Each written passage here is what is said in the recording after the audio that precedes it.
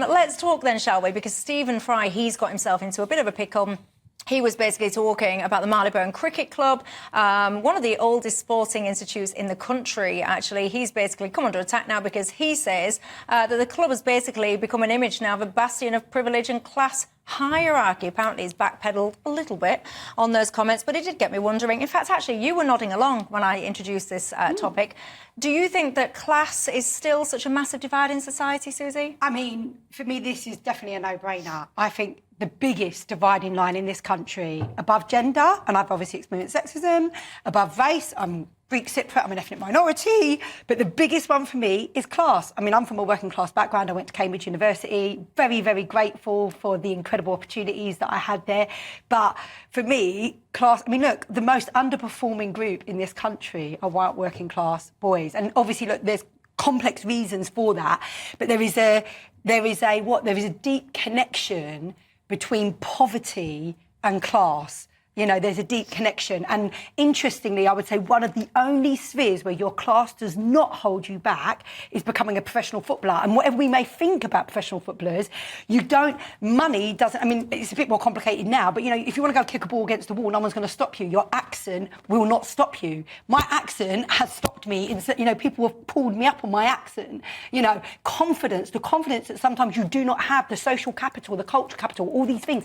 I experience it even, you know, I've experienced it even in the last 5 years in the world of politics, you know. And so, look, I'm not trying to say, oh, poor me, because ultimately, look, I'm actually, you know, flipping heck. I've been to Cambridge, got a great education, got a good job, etc. But there is no doubt in my mind that we have a class problem in this country. But I don't believe in, like, class warfare. I'm not into all of that. I'm into where there are issues, let's do something about it. Let's make it so whether you're born in Poplar or you go to Eton, you can thrive and flourish and do your best, and your class background doesn't hold you back. Really interesting. Well, I think that Stephen Fry's been talking about the Marylebone Cricket Club, which is obviously Lord's. It's a very august, prestigious institution, and this is one where he's kind of saying the public face of it is very disturbing, and he told this gathering sort of beetroot-coloured gentlemen in yellow and orange blazers sitting in the space in front of the long room and looking as if they'd come out of Edwardian cartoon, accusing the MCC of stinking of privilege and classism. And I mean, I just think it's a very odd thing to get stuck into on this. Don't forget, of course, the Garrick Club, which is a gentleman's club in Covent Garden. That's just admitted women's member, and Stephen Fry has been a long-standing member of that. Yeah, but what do you think to that? The Garrick doing that? I think it was the right thing to do. Of course, the right thing to do. It was pathetic. Why? It was absolutely pathetic. Why was it pathetic? Why can there not be a men-only club? Why do women feel a need to muscle in? Why are you not allowed your own space? Let's put it the other way. Why exclude women?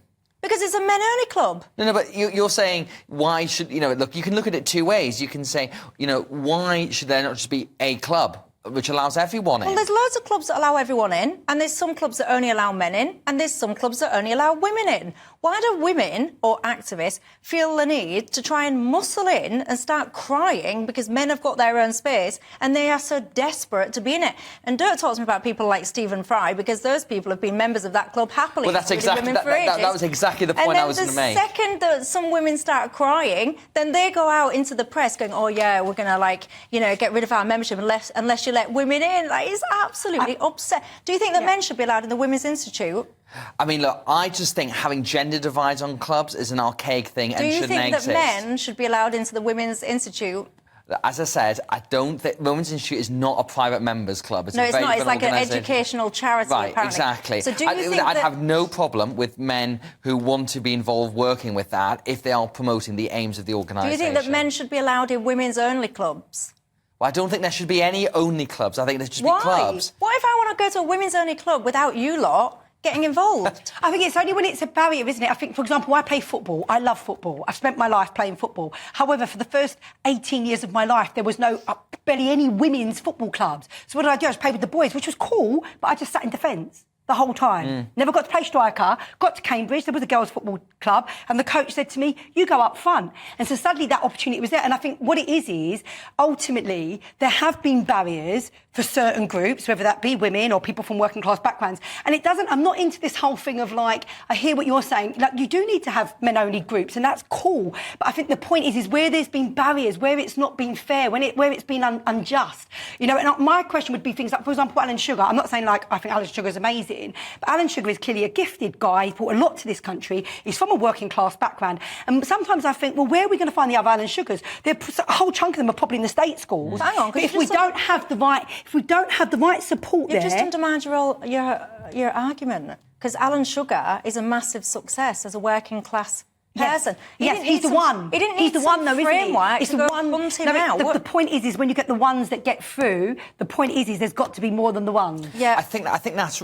Right, do you know what? Look, these two, Next just time. rumble on, and guess what? The beauty of it being my own show is that I get the final say. What I'll say to all these women that try and muscle in onto these men's clubs, grow up, pack it in, create your own group and all the rest of it.